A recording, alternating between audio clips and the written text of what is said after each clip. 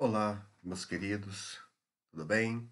Você está aqui no canal do Matemática Trivial com Jefferson dos Santos. Hoje nós vamos discutir um pouco sobre análise combinatória. Serão 8 questões de análise combinatória. Bem dizer, 9 questões, onde uma ela faz um mix com a probabilidade, usa-se da análise combinatória para calcular a probabilidade, e mais uma questão de probabilidade. Essas duas questões de probabilidades são uma probabilidade dentro de um espectro mais simples, em que se você conhece muito bem quem é o espaço amostral e conhece muito bem qual evento a ser calculado. Durante todo o nosso repertório de discussão, durante esta apresentação, eu vou fazer menções a essas coisas que vocês estão vendo aí na sua tela, como o princípio fundamental da contagem, que aqui aparecem em abreviação como PFC, as permutações, que aparece logo aí em cima, ao lado do princípio fundamental da contagem, que é o n fatorial. O que são essas permutações, né? Você vai pegar ali n objetos distintos e vai reorganizá-los em posições distintas, formando permutação, e o número de permutações é exatamente o fatorial dessa quantidade que vai ser permutada. E nós temos as combinações, que nada mais é que, para um olho assim mais detalhado, que uma permutação com elementos repetidos. Quando permutamos todos os objetos, porém nesses objetos tem objetos que são repetidos, sejam letras, sejam números, sejam cores, nós temos uma permutação com objetos repetidos. E calculamos o fatorial do total de objetos que serão permutados e dividimos pelo produto do fatorial de cada uma dessas repetições. Quem é esse alfa, beta e gama? Né? É exatamente a frequência que esses elementos repetidos estão aparecendo. Uma frequência absoluta, o número de vezes que eles repetem. Nós multiplicamos pelo fatorial dessas repetições.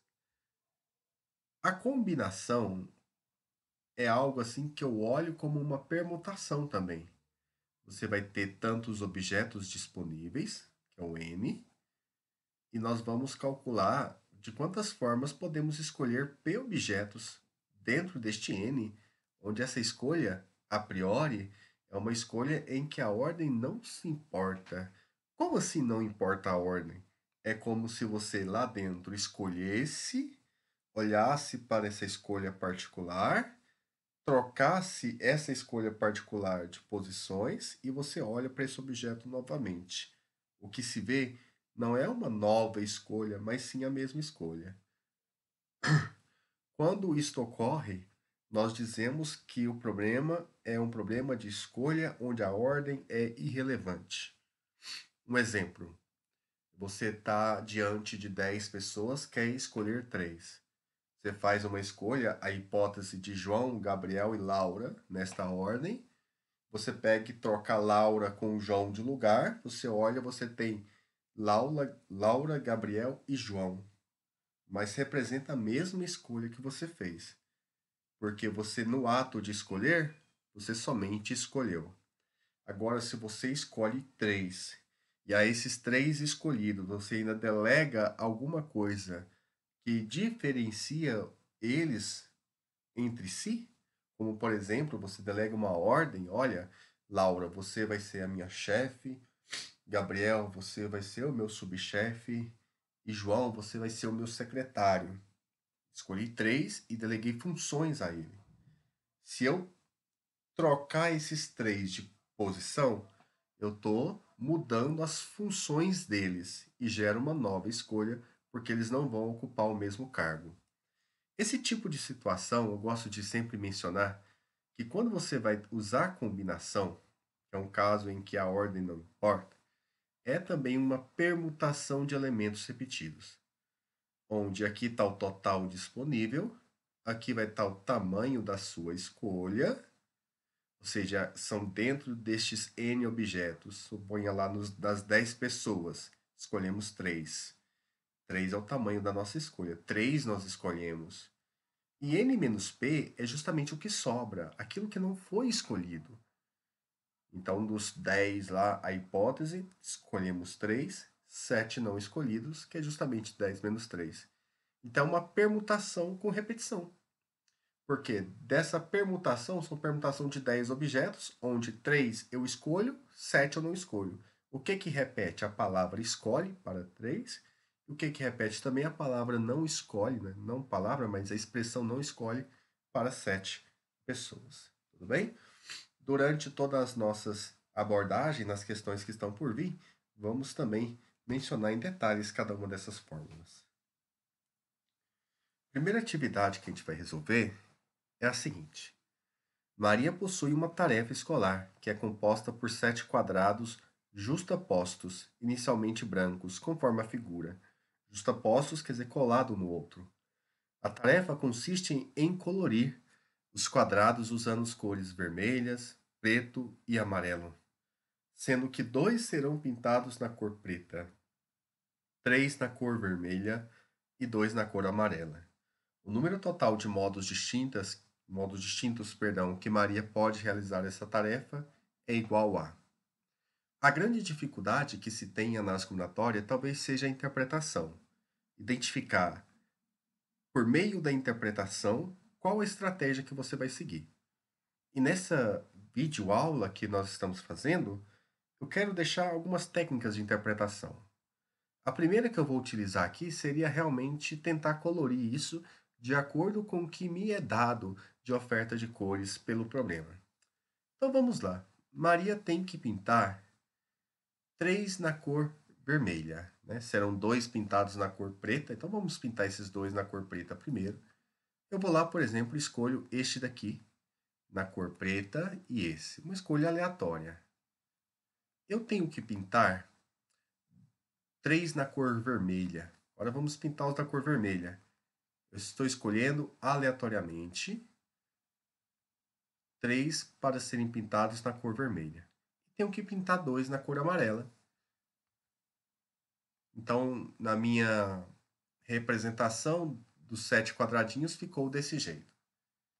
Então, nós temos aqui, ó, eu escolhi preto aqui, vermelho aqui,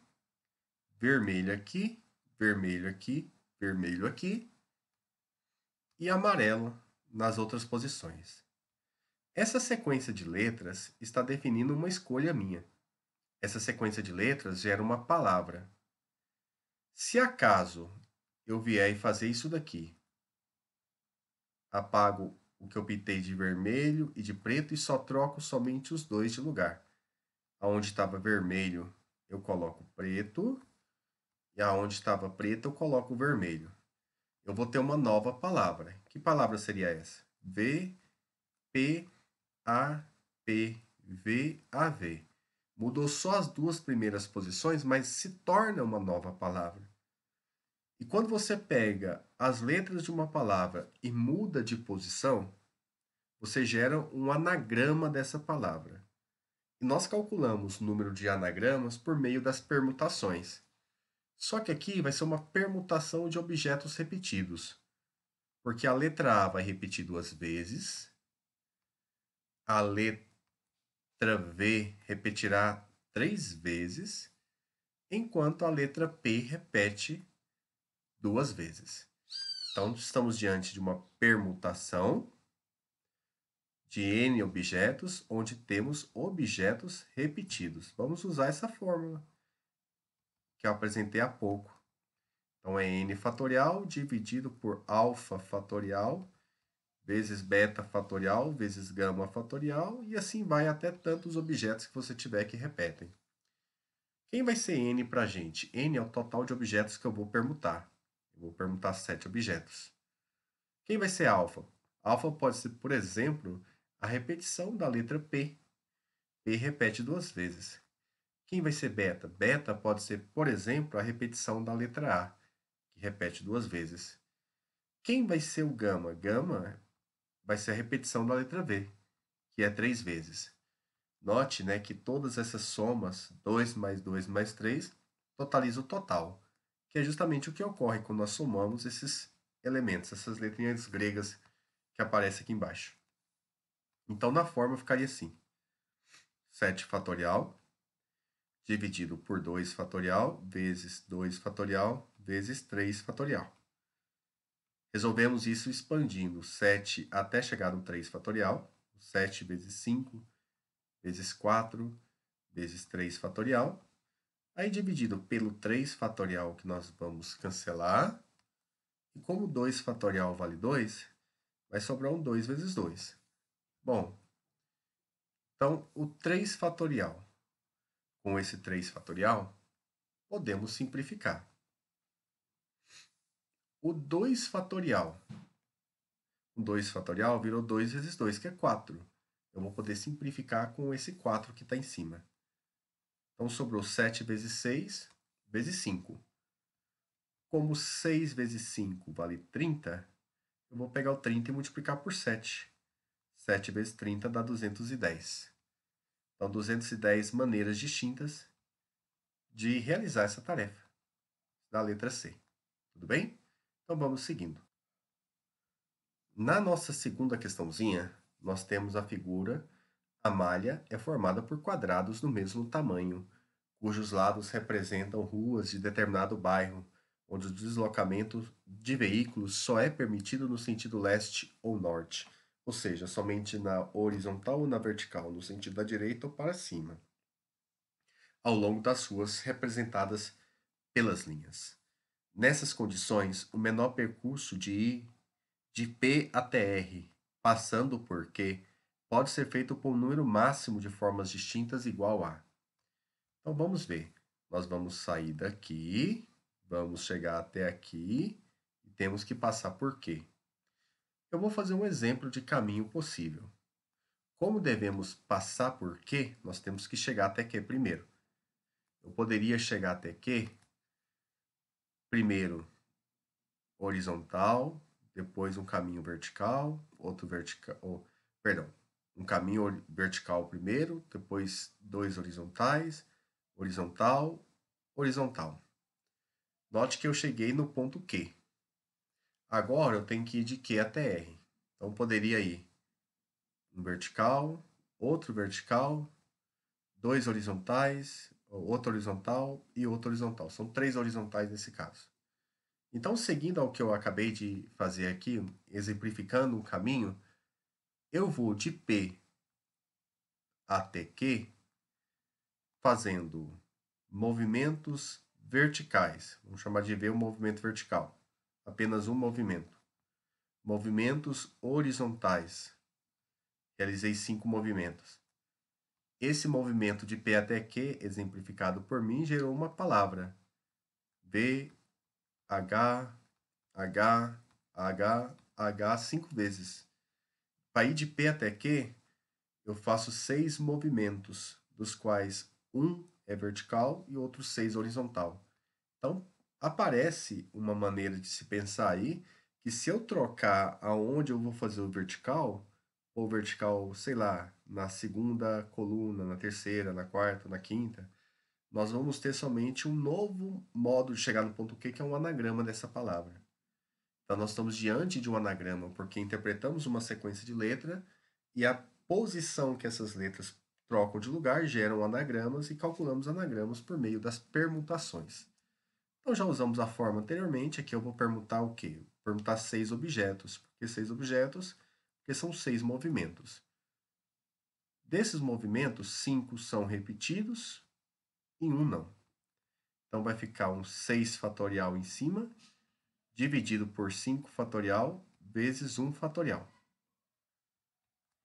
6 vezes 5 fatorial, aí dividido por 5 fatorial, vezes 1, que é 1 fatorial. Notou que esse 1 que eu coloquei pouco importa, né? Vai cortar, vai virar 6 dividido por 1, que é 6. Quer dizer que tem 6 caminhos possíveis que vão de P até Q. Agora, vamos de Q até R.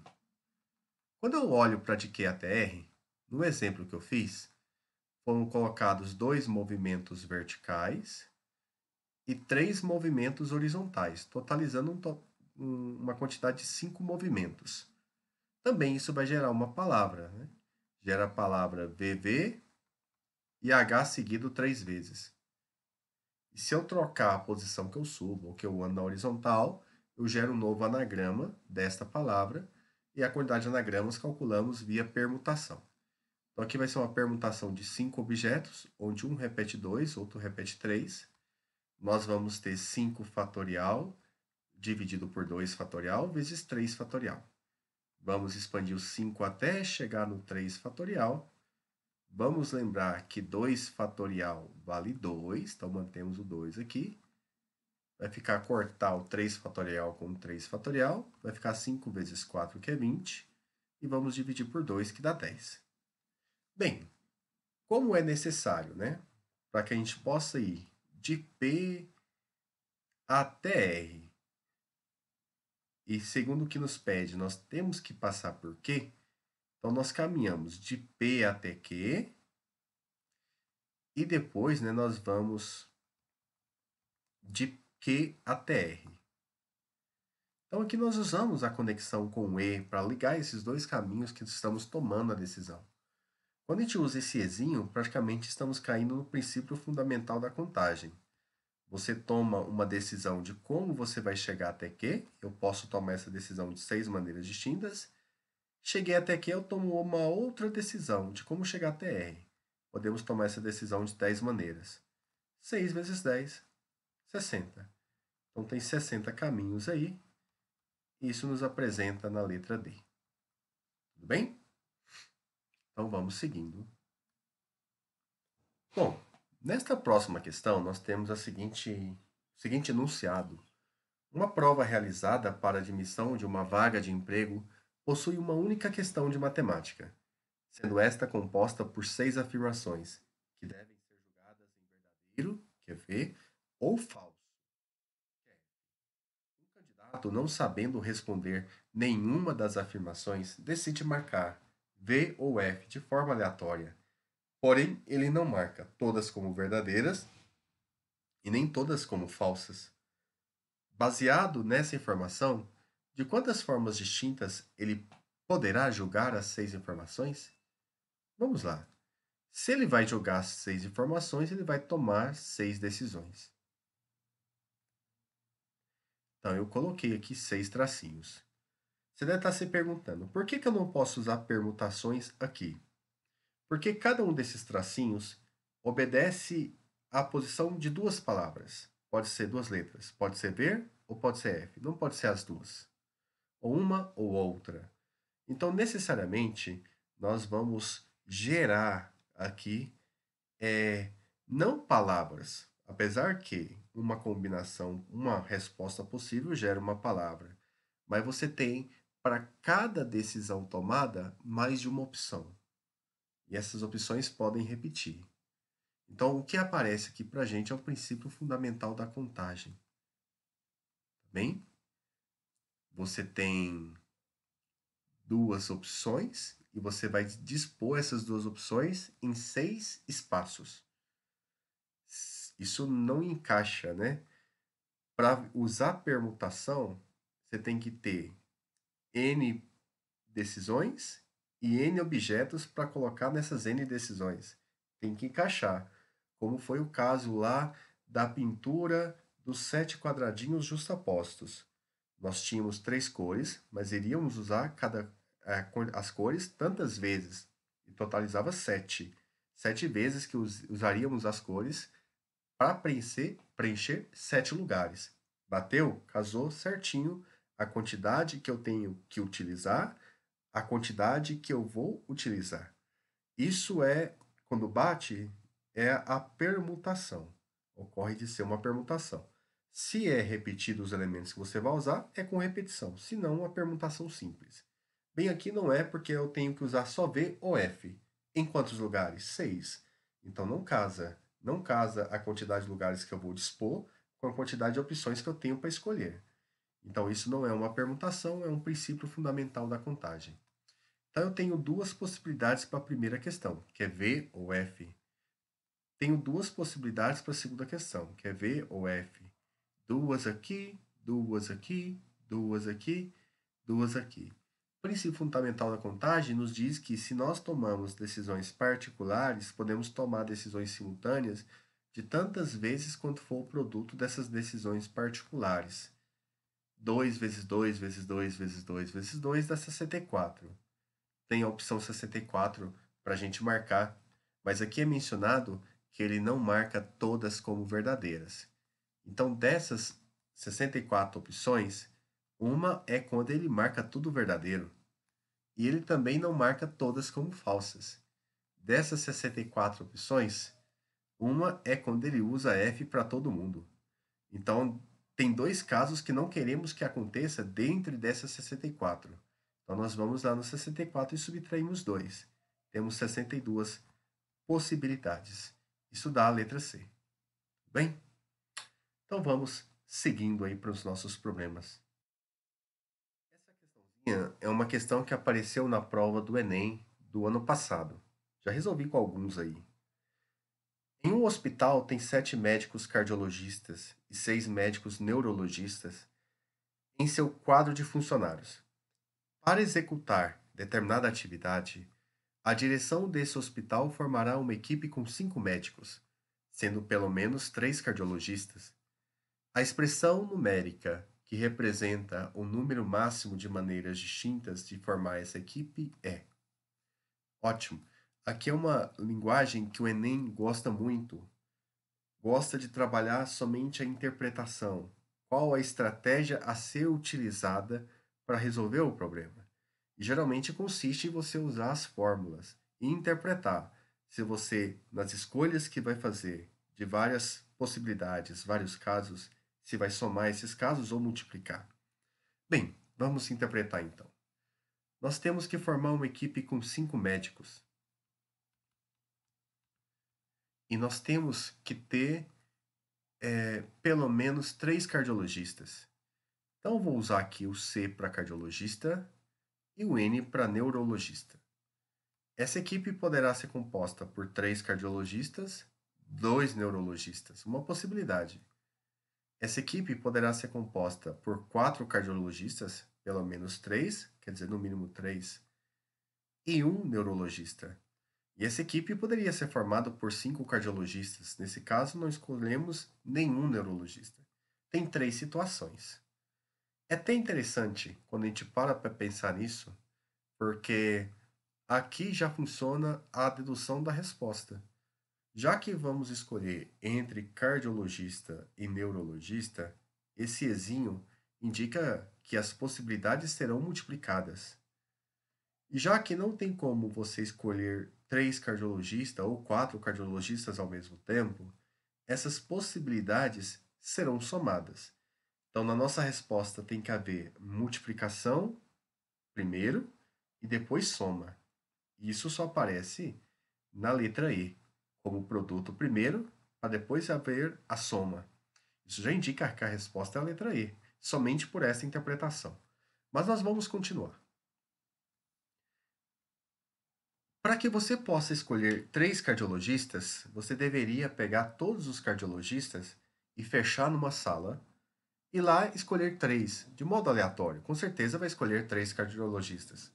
Se você colocar os 13 médicos todos dentro de uma sala, que é o 7 mais 6, e lá escolher 3, aleatoriamente, como se as luzes estivessem apagadas, você não teria certeza que escolheria 3 cardiologistas, porque poderia sair 3 neurologistas, por exemplo. Então, para que se escolha 3 cardiologistas, você vai lá no total de cardiologistas, que é 7, e vai escolher 3. E essa escolha não importa a ordem. Por que não importa a ordem? Porque os cardiologistas que foram escolhidos são somente cardiologistas. Não foi delegada nenhuma função a mais a eles. A questão não fala que um vai ser um chefe de uma seção, outro chefe de outra seção, outro chefe de outra seção. Essa equipe de 5 médicos terá aí, no primeiro caso, 3 cardiologistas e eles são todos cardiologistas. Nada mais e nada menos. Neste caso, a gente usa a combinação. E a combinação lá, a forma que eu apresentei lá no primeiro momento dessa aula, é n fatorial dividido por p fatorial vezes n menos p fatorial. Quem é p e quem é n? N é o total disponível para a escolha, p é o tamanho da escolha, tudo bem? Lembra o que representa para a gente n menos p? N-P representa para nós aquilo que não foi escolhido, ou seja, que deixamos para trás. Escolhemos e deixamos algumas coisas sem escolher. Essa quantidade é N-P. Isso vai nos facilitar bastante na hora de substituir aqui. Então vamos para a escolha dos cardiologistas. Tem 7 cardiologistas, 7 fatorial. Vou escolher 3. E se de 7 você escolhe 3, ficam 4 sem escolher. Vai aparecer aqui 4 fatorial, que é justamente as permutações com os elementos repetidos. É enxergar a permutação onde parece que ninguém vê a permutação. E você conseguir ver isso. Nós temos que também escolher os cardiologistas, né? Ou os neurologistas. Neurologistas são 6. E nesse primeiro caso, vamos escolher 2. Então, nós vamos ter aqui 6 fatorial dividido por 2 fatorial, tamanho da escolha. Se você de 6 escolhe 2, 4 não são escolhidos. Vai aparecer 4 fatorial aqui. Como escolhemos cardiologistas e neurologistas, vamos multiplicar essa quantidade. Então, na nossa resposta tem que aparecer esse produto de fatorial.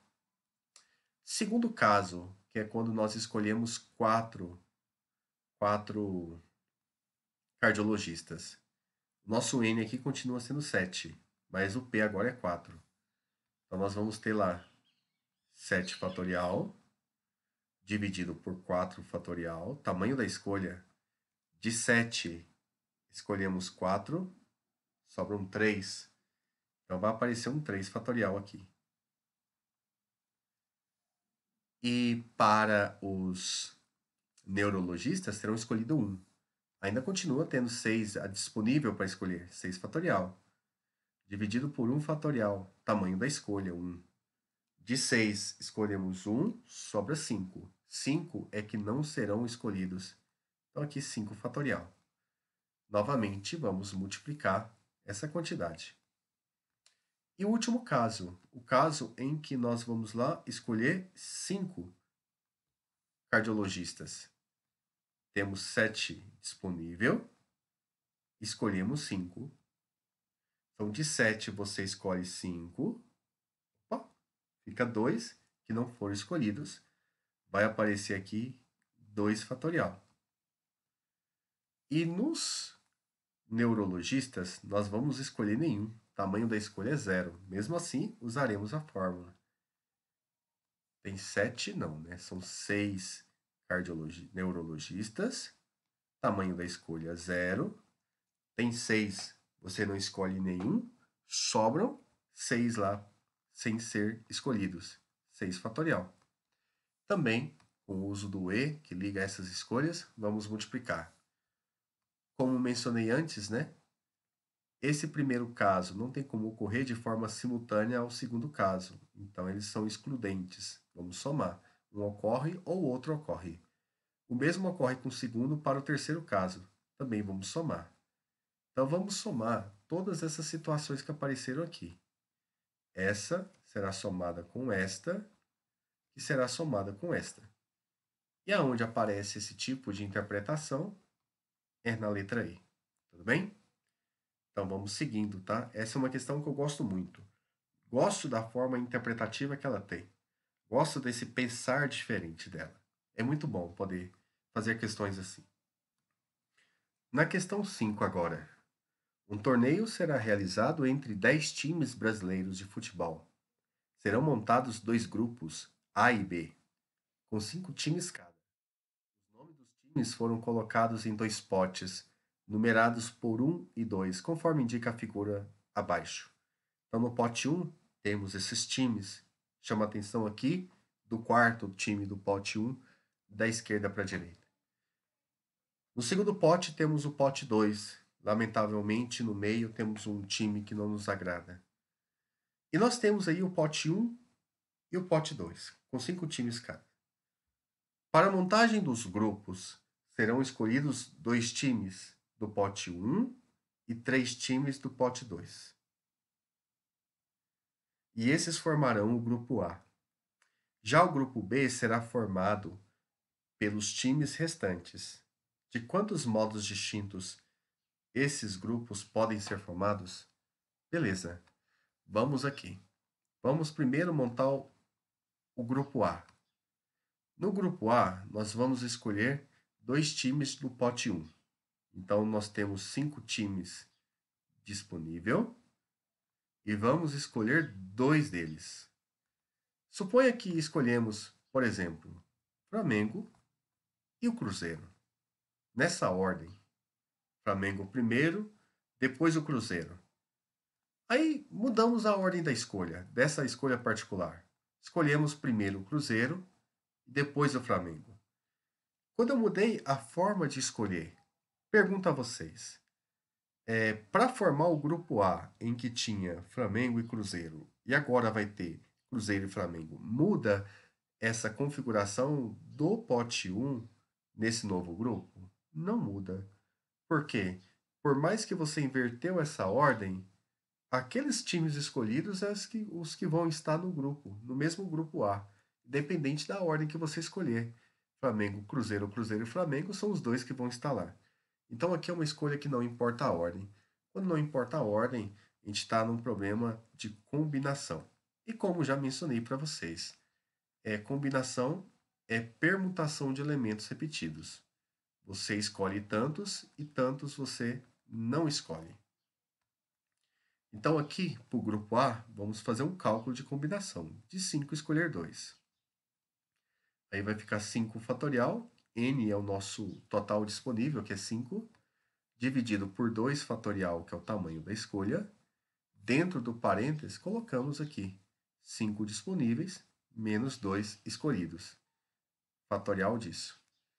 Então, vai ficar aí 5 fatorial, dividido por 2 fatorial, vezes 3 fatorial. Nessa mesma aula, nós já até calculamos o valor disso. Lá atrás, deu 10. Então, já vou colocar aqui que isso aqui é igual a 10. Tudo bem? Bom, escolhemos os 2 times do pote A de 10 formas distintas. Agora, vamos lá no pote 1, perdão. Agora, vamos lá no pote 2. Nós temos que escolher, no pote 2, 3 times. 3 times serão recolhidos lá no pote 2. Aí, será que vai importar a ordem no pote 2? Não importa, né? Por exemplo, podemos escolher o Vasco, o Atlético Mineiro e o Criciúma. Independente da ordem que você escolher, até mesmo essa ordem inédita de Vasco em primeiro, não importa, vai ser a mesma coisa, vai ser os mesmos escolhidos. Então, nesse caso, também é uma combinação. Nós temos lá 5 disponíveis e vamos escolher 3. Bem aqui, eu vou até fazer diferente. Eu vou usar um macete para calcular essa combinação, para fazer de forma diferente. Combinação de 5 escolher 3. Como o tamanho da minha escolha é 3, eu faço 3 tracinhos, indicando o tamanho da escolha. O primeiro time escolhido tem 5 maneiras. O segundo, 4. O terceiro, 3. Multiplicamos isso tudo. Notamos que a ordem não importa. Se a ordem não importa, vamos dividir por o produto de 1 vezes 2 vezes 3. Se vai de 1 até 3, porque é justamente o fatorial do tamanho dessa escolha. Fatorial de 3 é 3 vezes 2 vezes 1. Então você preenche com os números 1, 2, 3, 4, até quantos tracinhos tiver. Se fosse 5 tracinhos, esse produto embaixo iria até 5. Seria 5 fatorial. Aqui nós podemos cortar 3 com 3, vai ficar em cima 20 dividido por 2, que dá 10. Então, só o pote 1, tá? E o pote 2, só o grupo A, você tem quantas maneiras de escolher ele? 10 maneiras para o pote 1, 10 maneiras para o pote 2. Duas decisões, né, para o grupo A. Escolher do pote 1 e do pote 2. Princípio fundamental da contagem. Totaliza com 100 possibilidades. Mas nós temos que também formar o grupo B. Aí imagina, você fez uma escolha para o grupo A. De quantas maneiras você pode agora escolher o grupo B? Uma maneira. O grupo B é formado pelo que sobra. Não tem como escolher mais. Aquilo que sobrou é que vai para o grupo B. Então, nesse caso, só tem uma possibilidade de escolher o grupo B. Multiplicamos por 1, princípio fundamental da contagem também, porque o grupo B é uma decisão. Então, tem 100 maneiras de formar esses grupos distintos. Tudo bem? Vamos seguindo para essa revisão. Chegamos para a questão 6. O tênis é um esporte em que a estratégia de jogo a ser adotada depende, entre outros fatores, de o adversário ser canhoto ou destro. O clube tem um grupo de 10 tenistas, sendo que 4 são canhotos e 6 são destros. O técnico do clube deseja realizar uma partida de exibição entre dois desses jogadores, porém não poderão ser ambos canhotos. Qual o número de possibilidades de escolha dos tenistas para a partida de exibição? Novamente, é uma questão do Enem, onde a resposta é praticamente uma interpretação de como vamos produzir esse resultado. É muito complicado e até tem como fazer. Você fazer uma escolha direta de quantas formas eu posso fazer uma partida de exibição sem ter canhotos. Tipo, jogando destro com destro, canhoto com destro. Tem como fazer isso. Vai dar um pouco mais de trabalho. Então a gente vai pensar aqui numa ideia, uma estratégia que já foi comungada por nós em sala. Nós vamos pensar em todos os casos possíveis.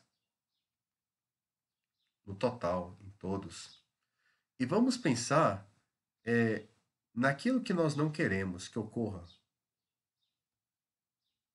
Então, se desses todos tirarmos o que não queremos, nós vamos chegar na resposta. E aqui parece ser bem usual que a resposta esteja entre os 3 primeiros itens. Parece ser natural pensar assim.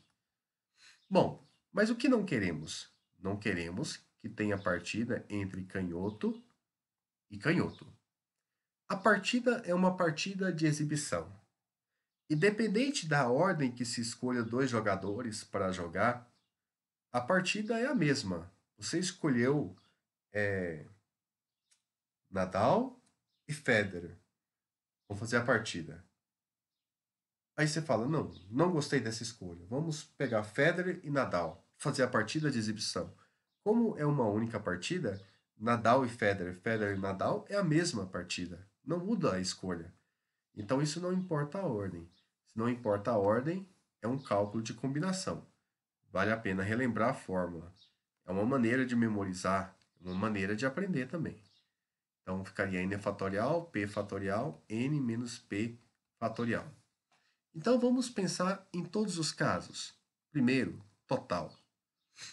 Em todos os casos, seria você dispor os 10 jogadores e para formar uma partida de tênis você vai lá e escolhe 2. Não importa a ordem. Então ficaria 10 fatorial dividido por 2 fatorial vezes, vamos lembrar, né? N menos P é aquilo que não foi escolhido. Se de 10 eu escolhi 2, quantos que eu não escolhi? 8. Muito bom. 8 fatorial. Isso é o total. Agora vamos pensar o que não queremos. Mas como assim o que não queremos? Aquilo que eu não quero que ocorra. Eu quero que a partida seja exibida entre dois jogadores, mas eles não podem ser ambos canhotos. Então, de quantos modos eu posso escolher 2 canhotos para jogar? Aí você vai ter que pensar naquele caso. Para que eu possa escolher 2 canhotos, eu vou ter que deixar esses 2 canhotos em um grupo e fazer a escolha de canhotos lá dentro. Como tem 4 canhotos, para se escolher 2 canhotos, você vai ter que escolher 2 em 4, nesses 4. Também cálculo de combinação. Vai ficar 4 fatorial dividido por 2 fatorial. 2 é o tamanho da escolha. De 4, escolho 2. 2 não são escolhidos. Então vai aparecer um 2 fatorial aí. O que vamos fazer com esse total de casos possíveis que nós encontramos e o total de que nós não queremos? Vamos subtrair. Então vamos tirar desse total aquilo que não queremos. O que sobra são partidas que nós queremos. Isso é apresentado na letra A, essa forma de interpretar. Tudo bem? Então vamos seguindo aí. Questão 7. Um banco solicitou aos seus clientes a criação de uma senha pessoal de 6 dígitos, formada somente por algarismos de 0 a 9. para acesso à conta corrente e pela internet. Entretanto, um especialista em sistemas de segurança eletrônica recomendou à direção do banco recadastrar seus usuários, solicitando para cada um deles a criação de uma nova senha com 6 dígitos, permitindo agora o uso das 26 letras do alfabeto, além dos algarismos de 0 a 9. Nesse novo sistema, cada letra maiúscula era considerada distinta de sua versão minúscula. Além disso, era proibido o uso de outros tipos de caracteres. Uma forma de avaliar uma alteração no sistema de senhas é a verificação do coeficiente de melhora, que é a razão do novo número de possibilidades de senhas em relação ao antigo. O coeficiente de melhora da alteração recomendada é: nós vamos olhar as possibilidades de senhas que nós temos agora em relação às possibilidades de senhas do antigo e fazer a divisão. Então vamos chamar de novo, por falta de criatividade, e de antigo também, por essa falta de criatividade. Quem vai escolher uma senha nesse novo modelo tem que tomar 6 decisões, 6 tracinhos. A primeira decisão pode escolher uma letra do alfabeto, que são 26 letras. Mas essas 26 letras podem ser minúsculas ou maiúsculas e elas são diferentes. Então você tem o dobro de quantidade de letras, que é 26 minúsculas, 26 maiúsculas. E pode-se escolher qualquer um dos dígitos, de 0 a 9, que são 10 possibilidades. Então você tem 62 formas distintas de escolher o primeiro dígito. Aí é mencionado para a gente que essa senha ela pode ter algarismos repetitivos, pode ter escolhas repetidas, tá? Permitindo, né, que se possa repetir. Então você não tem a necessidade de usar elementos distintos, mas podemos repetir em senha. Então aqui eu vou ter também 62 possibilidades para o segundo dígito da minha senha, 62 para o terceiro, para o quarto, para o quinto e para o sexto. Isso dá 62 multiplicado por ele mesmo, aqui invocando o princípio fundamental da contagem, porque nós tomamos 6 decisões simultâneas, 62 a sexta. Vamos lá para o antigo. No antigo, a senha era formada somente por 6 números, 6 dígitos, né? Escolhidos, né? De 0 a 9. Bom, de 0 a 9 você só tem 10 possibilidades para a primeira escolha, como também pode repetir 10 para a segunda, 10 para a terceira, 10 para a quarta, 10 para a quinta, 10 para a sexta. Princípio fundamental da contagem, decisões simultâneas, produto, vira 10 a sexta. O coeficiente de melhora é a razão. Razão é uma divisão. Razão entre quem? Do número de possibilidades de senhas em relação ao antigo. Então, é a razão entre o número novo agora e o antigo. Esse é o coeficiente de melhora que aparece aqui na letra A. Trivial demais, né? Bom, agora nós vamos ter uma questão de probabilidade. E essa questão de probabilidade ela envolve para nós um olhar com análise combinatória. No ramo de da tecnologia, as empresas normalmente possuem um local reservado para armazenar dispositivos eletrônicos. Em uma dessas empresas, o gerente do setor de montagem de um determinado produto eletrônico solicita ao responsável do local de armazenamento 5 artigos do estoque. No momento, o estoque é formado por um lote de artigos com 10 dispositivos, sendo 4 em estado bom, 4 com defeitos menores e 2 com defeitos graves, escolhendo esses dispositivos aleatoriamente. Qual a probabilidade de se escolher 3 em bom estado e 2 com defeitos menores? Olha só, a probabilidade ela é sempre de forma informal, tá? O que eu quero sobre o que eu tenho. E esse o que eu quero, ele está relacionado ao comando da questão. O comando vem lá da perguntinha, aquilo que nos pede. E eu vou aqui grifar de amarelo. Qual a probabilidade de se escolher 3 em bons estados, 3 em bom estado e 2 com defeitos? Então, nós temos que escolher 3, tamanho da escolha 3, em bom estado. Em bom estado, são mencionados para nós que são 4 em bom estado, estado bom. E eu tenho que escolher 2 com defeitos menores, tamanho da escolha 2. Tem 4 com defeitos menores. Então, temos 4 disponível. Então, se você escolhe 3 e escolhe 2 em quantidades diferentes, você vai se perguntar agora se essas escolhas suas importam a ordem. De fato, não importa, tá? Porque eu só vou escolher. A minha escolha é somente desses dispositivos. E esses dispositivos, uma vez escolhidos, a questão não fala que você tem um dispositivo melhor que o outro pela escolha, que um vai para uma sala, outro vai para outra, outro vai para outro lugar. Então não é delegada alguma característica a mais a não ser a escolha desses dispositivos. Então aqui nós vamos estar com o cálculo de combinação. Aqui é uma combinação de 4, você escolher 3. E é interessante notar que se de 4 você escolhe 3, então 1 você não escolhe. Então o resultado aqui tem que dar o mesmo que de 4 você escolher 1. Porque, olha, você chega lá e fala assim, ó, não vou escolher aquele dos 4, então naturalmente os outros 3 estão escolhidos. E eu usando aquela ideia do tracinho, você só vai fazer um tracinho que o tamanho de sua escolha agora é 1. Você tem 4 possibilidades. Como não importa a ordem, você vai dividir por 1, que isso não vai alterar nada. Tem 4 formas de você escolher, né, 3 dispositivos em bom estado. Agora, combinação de 4 escolher 2.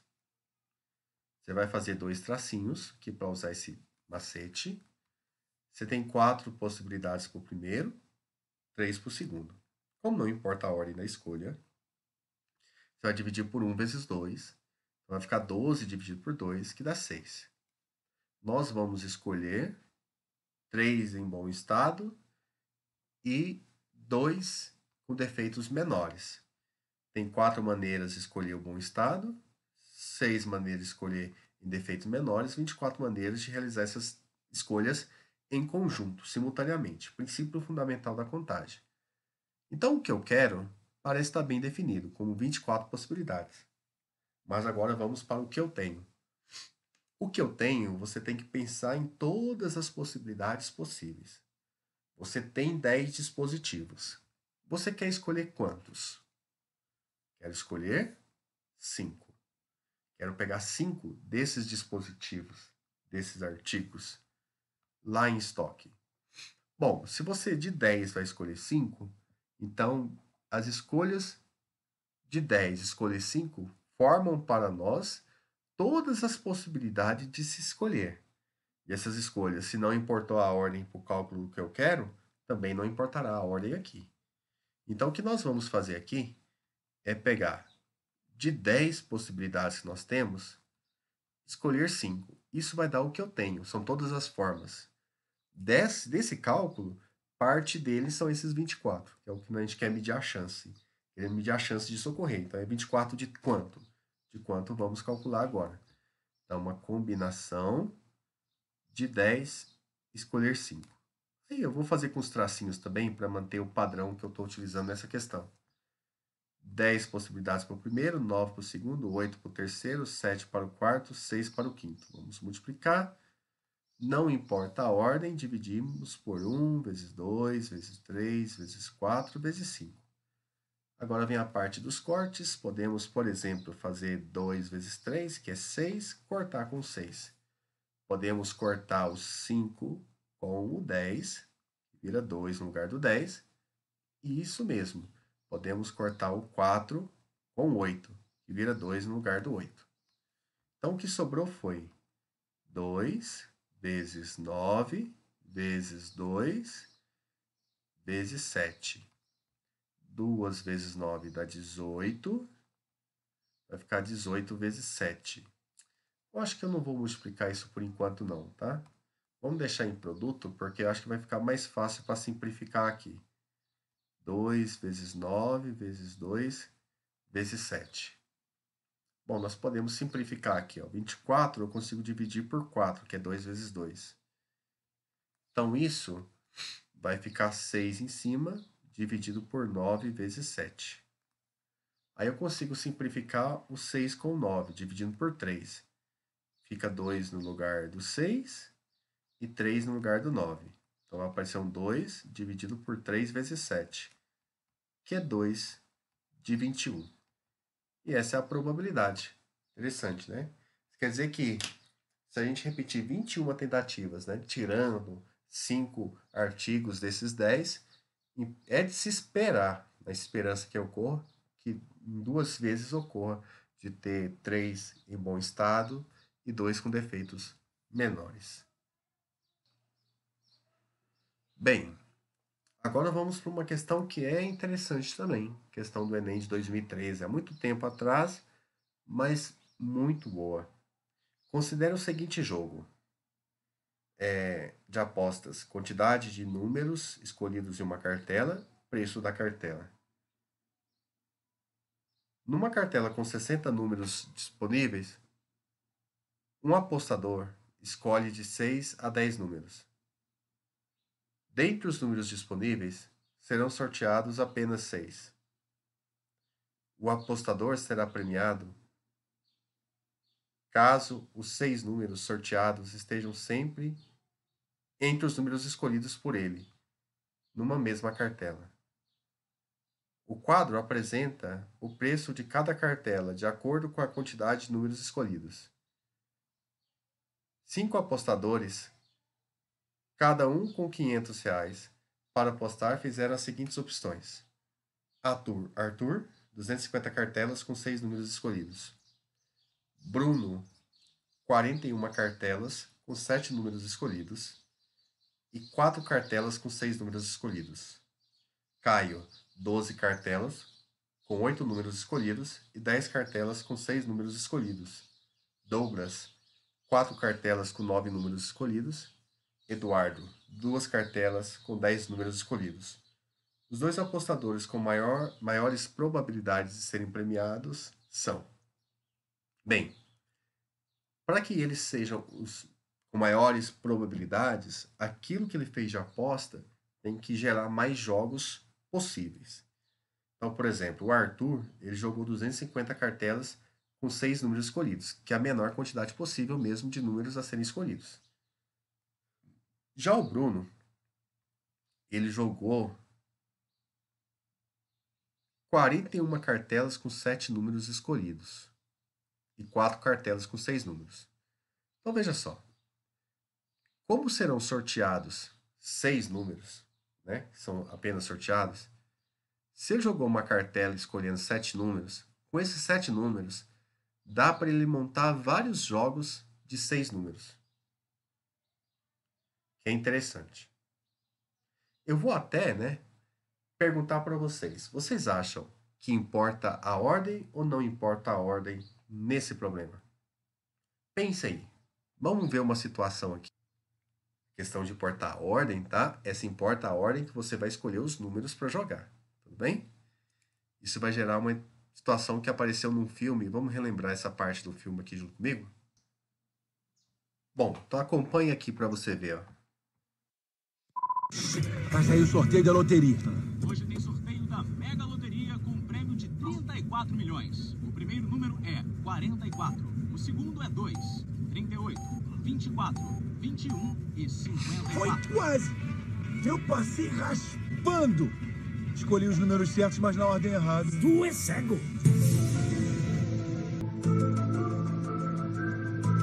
E aí? Cambada de 0 à esquerda, né? Não importa a ordem que os números sejam sorteados, se você acertou aqueles 6 números independente da ordem, você recebe o prêmio. Então, por isso que nós temos aqui o Bruno, quando ele escolheu 7 números, com 7 números ele faz vários jogos de 6 números. Isso é uma combinação de 7 escolher 6.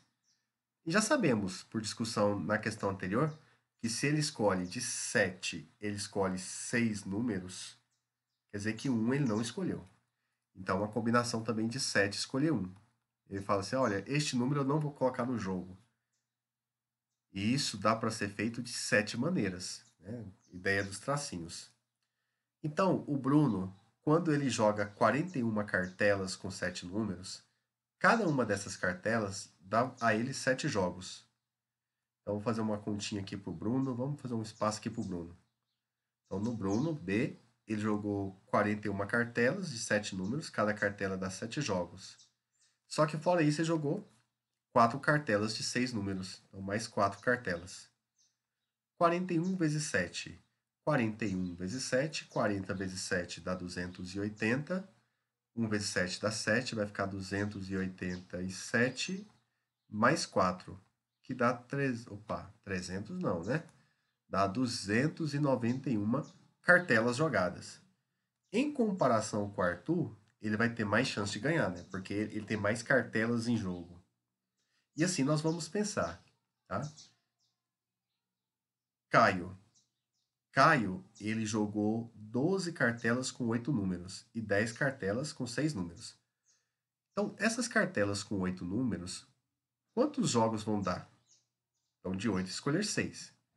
Combinação de 8 escolher 6 é a mesma coisa que combinação de 8 escolher 2.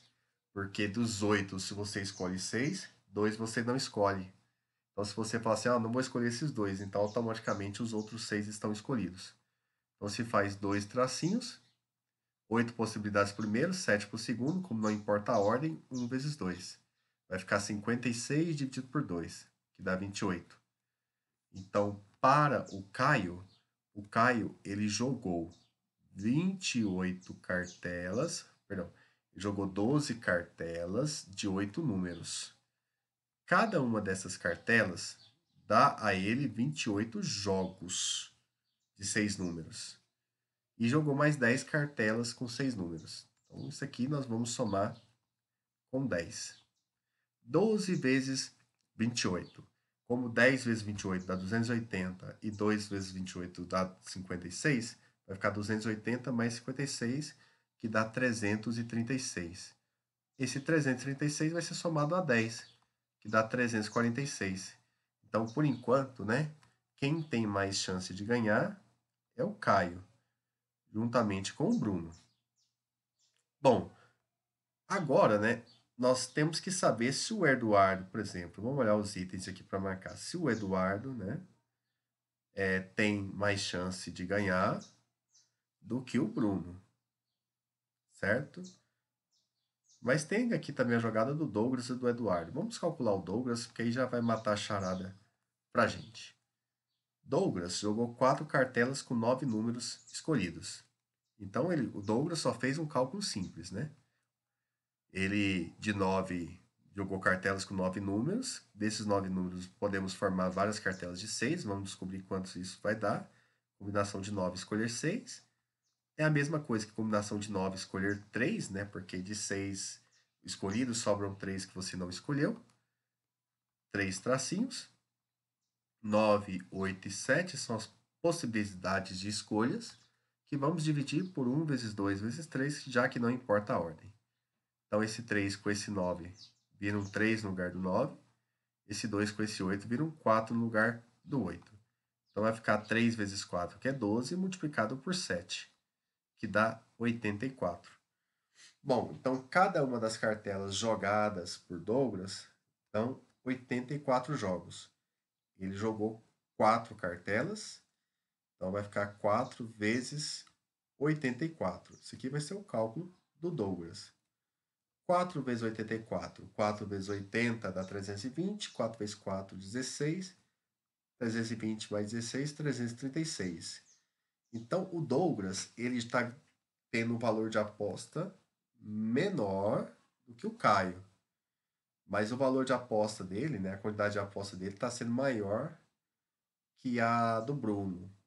Então, por enquanto, está ganhando, né? Eu vou até riscar o nome deles aqui. Por enquanto está ganhando o Caio e o Douglas. Tudo bem? Então, vamos calcular aí o Eduardo agora. Será que já conseguimos deduzir a resposta? Nós temos Douglas e Caio com maior possibilidade. Por enquanto, não temos, né? Temos Douglas e Eduardo e temos Caio e Eduardo. Possivelmente a resposta vai ser a letra E. Por que a letra E? Porque o Douglas... Não, a resposta não pode ser a letra E, porque o Douglas tem 336 possibilidades, tem menos que o Caio, né? Então, o Caio está na jogada, vai ser Caio e Eduardo. A resposta vai ser a nossa letra A. Bom, mas só para confirmar essa letra A, vamos aí calcular o do Eduardo. O Eduardo jogou 2 cartelas com 10 números escolhidos. Então, de 10 números que ele escolhe, sabe quantas cartelas de 6 números ele consegue formar? Então, uma combinação de 10 e escolher 6. Se ele vai escolher 6, né, ele vai deixar de escolher 4, só para encurtar a quantidade de tracinhos que vamos fazer. Temos 10 possibilidades para o primeiro, 9 para o segundo, 8 para o terceiro e 7 para o quarto. Vamos multiplicar isso tudo e vamos dividir por 1 vezes 2 vezes 3 vezes 4, já que não importa a ordem. Como 2 vezes 4 dá 8, posso cortar. E como 9 dá para dividir por 3, fica 3 no lugar desse 9. Então, nós temos 10 vezes 3 vezes 7, que dá um total de 200, né? 30 vezes 7, 210 cartelas. Com 210 cartelas, que ele consegue jogar quando ele escolhe 10 números, né? Ele jogou 2 cartelas de 10 números escolhidos. Então, o cálculo para o Eduardo, do número de possibilidades que ele tem, vai ser 2, que é o número de cartelas de 10 números que ele jogou, vezes a quantidade de jogos que dão essas 10 cartelas, que dá um total de 420. Então, ele tem mais possibilidades que todo mundo, né? Então, quem ganhou foi Caio, que tem um total de 346, e o Eduardo, que tem 420. Bem? Então, veja, né? Eduardo jogou 420 cartelas, né? Jogadas. São muitos jogos, né? Então, vamos seguindo. Esse é um cálculo que também é utilizado na Mega Sena, tá? A Mega Sena funciona assim. Quanto mais cartelas você jogar, mais chances você tem de ganhar, mas quanto mais números você jogar, mais cartelas você pode montar. Então vamos para as nossas próximas questões. Agora nós temos nossa última questãozinha dessa revisão, que está até longa, né? O Estatuto do Idoso no Brasil prevê certos direitos às pessoas com idade avançada, concedendo a estas, entre outros benefícios, a restituição de imposto de renda antes dos demais contribuintes. A tabela informa os nomes e as idades de 12 idosos que aguardam suas restituições de idade, em que os subgrupos que aguardam suas restituições de imposto de renda, restituições de idade, né? Seria algo bem inédito. Considere que entre os idosos a restituição seja concedida em ordem decrescente. Nome, idade em ano.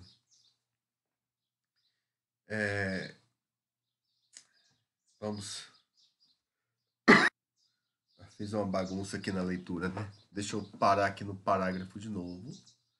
Considere que entre os idosos, a restituição seja concedida em ordem decrescente de idade, em que em subgrupos de pessoas com a mesma idade, a ordem seja decidida por sorteio. Nome, idade em ano: Orlando, 89, Gustavo, 86, Luana, 86, Tereza, 85, Márcia, 84, Roberto, 82, Heloísa, 75, Marisa, 75, Pedro, 75, João, 75, Antônio, 72, Fernanda, 70. Nessas condições, a probabilidade de João ser a 7ª pessoa do grupo a receber sua restituição é igual a... Então, vamos ver. O primeiro que vai receber a restituição é o Orlando. Vou colocar um aqui, que ele é o primeiro. O segundo é o Gustavo, já que vai em ordem decrescente de idade. O terceiro é a Luana. Seria o segundo ou terceiro a Luana, né? Porque eles empatam em idade. O quarto é a Tereza, certeza. O quinto é a Márcia, certeza. O sexto é a Roberta. Agora, nós temos aqui, vou grifar de vermelho. Temos Heloísa, que pode ser a sétima, Marisa, Pedro ou João. Nós temos 4 possibilidades para o sétimo. Como vai realizar um sorteio, a probabilidade de o João ser sorteado é de 1/4. Por que 1/4? Eu quero que o João seja sorteado. Ele vai ser sorteado dentre essas 4 possibilidades que nós temos. João é aquilo que a gente quer, 1/4 de chance. Isso dá a letra E. Bem? Chegamos ao final dessa revisão, tá? Eu esqueci de dizer lá no início, se você chegou até aqui, eu vou deixar 2 vídeos na descrição aqui do canal e também encaminharei para vocês por meio do WhatsApp.